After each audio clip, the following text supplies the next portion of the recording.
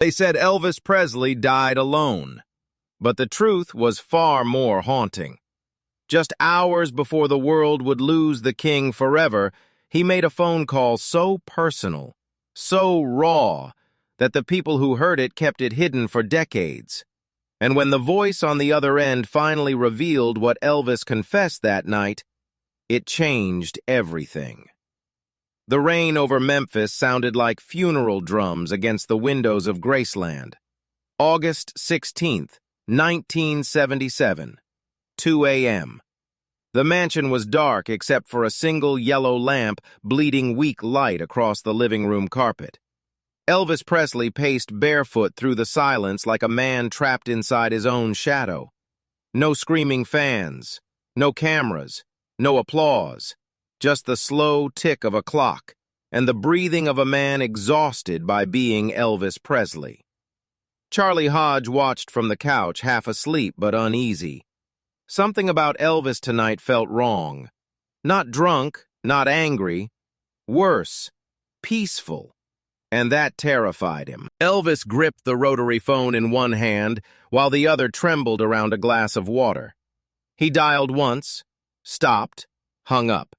Dialed again, stopped again. Like he was afraid the past might actually answer. Charlie rubbed his eyes. "Who you trying to call, E?" Elvis smiled faintly, but there was no life in it. "Ghosts, son. Just ghosts." Thunder rolled above Graceland. The lights flickered. Elvis stared toward the hallway where old photographs lined the walls. Vegas smiles, Hollywood premieres, gold records, a lifetime frozen behind glass. But tonight those pictures looked less like memories and more like evidence. He walked to the piano and pressed one soft key. The note echoed through the mansion like a lonely heartbeat. Then silence swallowed it whole. "You ever wonder if folks remember you right?" he asked quietly. Charlie frowned. "Course they do. You're Elvis Presley." Elvis laughed under his breath, bitter, empty. "That's exactly what scares me." The room went still. Rain streaked the windows like tears sliding down cold skin. Elvis lowered himself onto the piano bench and stared at his reflection in the black lacquer finish. Puffy eyes, pale face, haunted expression. A superstar disappearing inside his own legend. "They remember the man on stage," he whispered, "but they forgot the boy before all this." Charlie didn't answer, because he suddenly realized Elvis wasn't talking to him anymore. He was confessing to the room itself. On the table beside the lamp sat scattered notes written in blue ink, song lyrics, Bible verses, half-finished thoughts. One sentence circled over and over until the paper nearly tore. "Peace don't live in palaces." Elvis stared at it for a long time. Then he reached into his shirt pocket and pulled out a crumpled scrap of paper. 7 faded digits. No name, just one word written beneath them. Memphis. Charlie noticed instantly. "Whose number's that?" Elvis folded it slowly. "A person who saw me before the world got a hold of me." Lightning flashed across the windows, illuminating his face for half a second. He looked ancient, not in age, in sorrow. He stood, walked toward the kitchen, and this time he didn't hesitate. The rotary dial spun beneath his fingers, one number at a time. Click, click, click. Each turn sounded like a countdown. Charlie followed him halfway down the hallway. "E, maybe you ought to get some sleep." Elvis kept dialing. "I'll sleep soon enough." The words landed hard, too hard. Charlie felt cold crawl up his spine. The phone rang once, twice, 3 times. Elvis closed his eyes while waiting. Then suddenly, a voice answered. Soft, sleepy, human. Elvis froze like he'd just heard someone speak from beyond the grave. "Hello?" For a second he couldn't breathe. The silence stretched painfully long. Then Elvis whispered the words almost like a prayer. "Sister Rosetta?" A pause. Then gentle laughter crackled through the line. Warm, real. Lord have mercy, Elvis Presley? Something changed in his face instantly.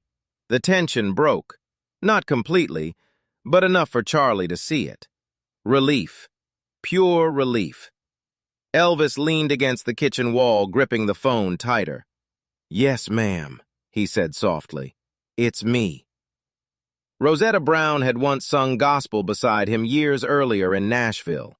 One night backstage, she'd looked straight through the fame, through the suits and screaming crowds, and asked him a question nobody else dared ask. "Who's saving you, Elvis?" He never forgot it. Not once. And now, years later, in the middle of a storm-soaked Memphis night, hers was the only voice he wanted to hear. "Been meaning to call you," Elvis murmured. "Guess I finally ran out of excuses." Rosetta's voice softened immediately. "Baby, you all right?" Elvis looked around the dark kitchen, the untouched sandwich near the sink, the open Bible, the pills beside the clock, the silence. "I don't rightly know anymore." Outside, the storm began fading into a low, distant rumble. But inside Graceland, another storm was just beginning. Because for the first time in years, Elvis Presley was no longer talking like a king. He was talking like a frightened man running out of time. And before the night ended, he would confess something so heartbreaking that the world would never hear Elvis the same way again. Rosetta Brown's voice trembled through the crackling phone line. "Baby, what's really wrong?" The question hit Elvis harder than any screaming crowd ever had. Because for the first time in years, someone wasn't asking the king for a performance. She was asking the man to tell the truth. Elvis leaned against the cold kitchen wall, eyes closed, breathing slow and uneven. The storm outside had almost died now, but inside him it was still raging.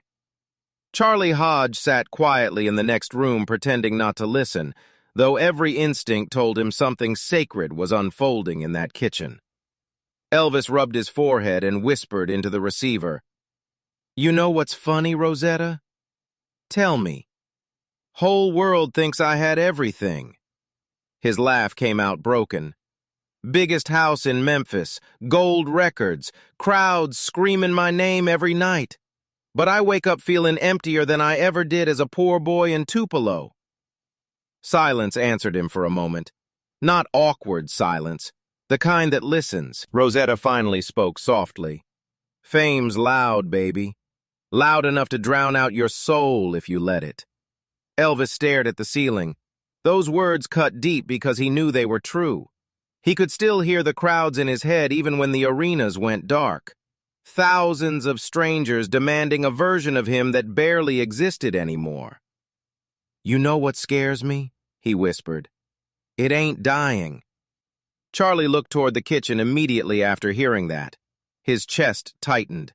Elvis continued before Rosetta could answer. "It's disappearing before I'm even gone." The kitchen felt colder now. The clock ticked louder. Somewhere upstairs, Ginger slept peacefully, unaware the man downstairs sounded like he was already halfway between this world and the next. Rosetta's voice lowered almost to a whisper. "You feel forgotten?" Elvis swallowed hard. "No." A long pause. "I feel replaced." The words hung in the air like smoke. He tightened his grip around the receiver until his knuckles turned white. "They don't want me anymore, Rosetta. They want the memory of me. The young Elvis. The beautiful Elvis. The man who shook his hips on TV before life got heavy." He laughed softly again, but this time it sounded dangerously close to crying. "Ain't nobody buying tickets to watch a tired man fall apart." Rosetta answered immediately. "That's not true." "It is," his voice cracked. "I see it in their eyes now. They clap because they remember who I was, not because of who I am." Charlie slowly stood from the couch, unsettled by the pain in Elvis's voice. He had heard Elvis angry. He had heard him exhausted, but never this vulnerable, never stripped this bare. Elvis walked slowly toward the window, the phone cord dragging behind him like a chain. Rainwater slid down the glass in silver streaks. His reflection stared back at him, heavy, pale, haunted.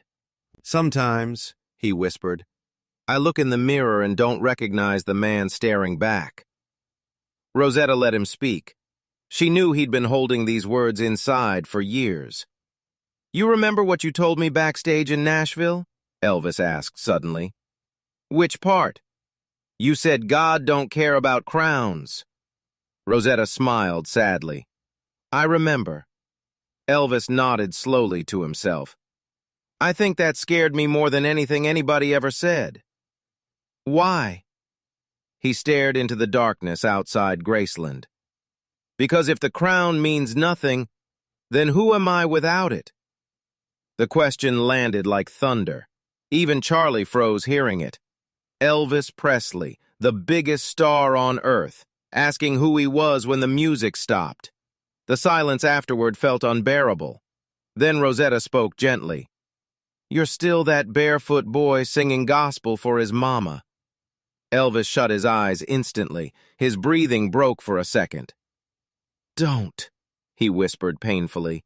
"Don't talk about her." But it was already too late. Gladys Presley's memory hit him like a knife to the chest.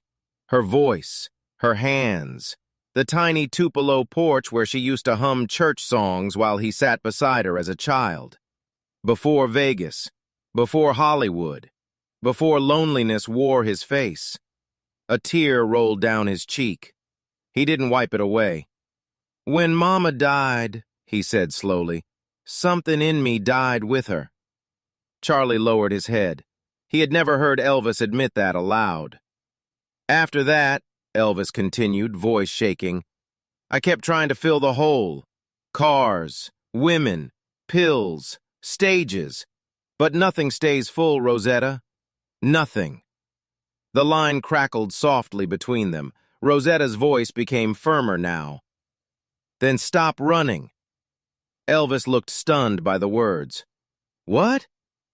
"Stop running from the pain. Stop hiding behind Elvis Presley." Her voice sharpened with emotion. "You spent your whole life performing for everybody else. When's the last time you let yourself just be Elvis Aaron Presley?" The question hit him like a punch. He opened his mouth to answer, but nothing came out, because he couldn't remember. Another silence stretched painfully long. Then Elvis whispered something so quiet, Charlie barely heard it from the hallway. "I think I'm tired of pretending I'm not broken." The clock ticked past 3:30 a.m. Outside, the storm had fully disappeared. The world felt strangely still, like time itself had slowed down to listen. Rosetta's breathing softened through the phone. "Broken ain't the end, baby." Elvis pressed his forehead against the glass window. "Feels like it." "No," she whispered gently. "Broken is where grace gets in." Elvis closed his eyes. Another tear slipped down his face, and for the first time that night, he stopped fighting it. He cried silently into the darkness, while the woman on the other end of the line simply stayed there with him. No judgment, no fear, no worship, just truth. And deep inside Graceland, while the entire world still believed Elvis Presley was larger than life, the real man was finally collapsing under the weight of being human. But the most heartbreaking confession of all was still coming. Rosetta held the phone tighter when she heard him crying. Not the tears of Elvis Presley, not the polished sadness of a superstar surrounded by cameras.